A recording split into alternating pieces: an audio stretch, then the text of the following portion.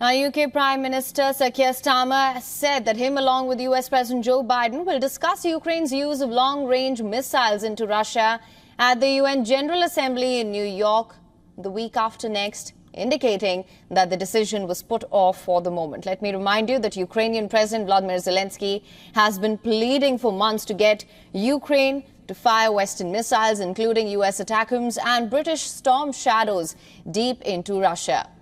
However, Russian President Vladimir Putin has warned that NATO would be at war with Moscow if it gives Kyiv the go-ahead. Now, in a meeting with Starmer at the White House, Biden played down the warning by his Russian counterpart. Elsewhere in the world, I think that secure a deal in the Middle East, release the remaining hostages.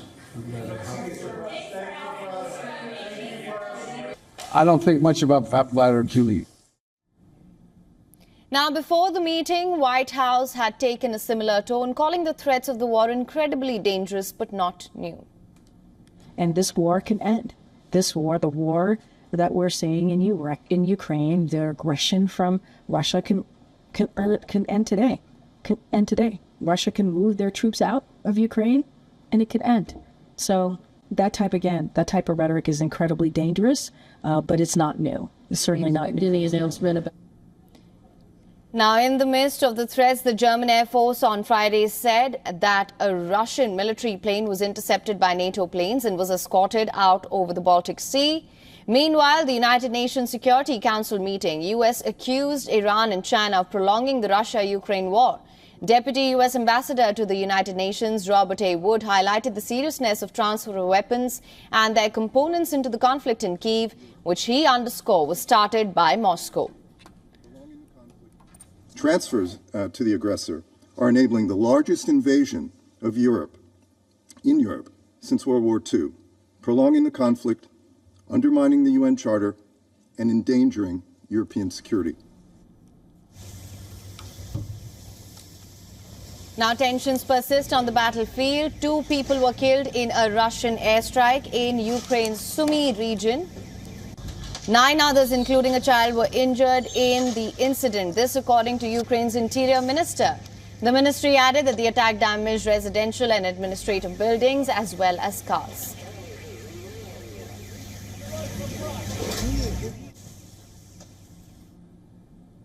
And for more on this, our correspondent Susan Tehrani has sent us this report. Listen to this.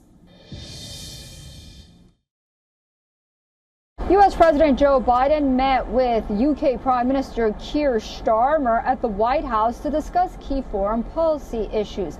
They both reiterated their support for Ukraine against what they called Russian aggression and expressed concern over Iran and North Korea's arms supply to Russia and China's support for Russia's defense.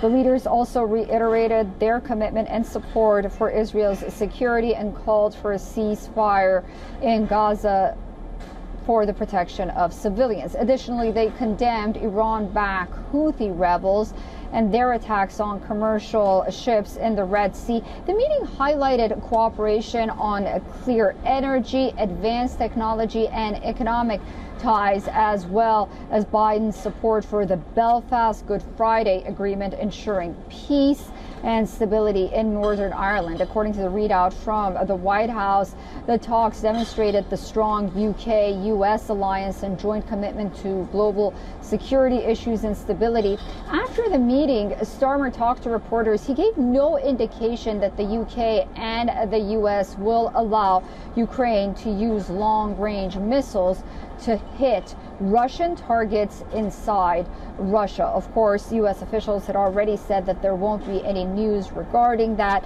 on Friday. However, it's yet to be seen whether or not that decision will be made by the 2 leaders during the weekend or sometime soon. For latest news, download the WION app and subscribe to our YouTube channel.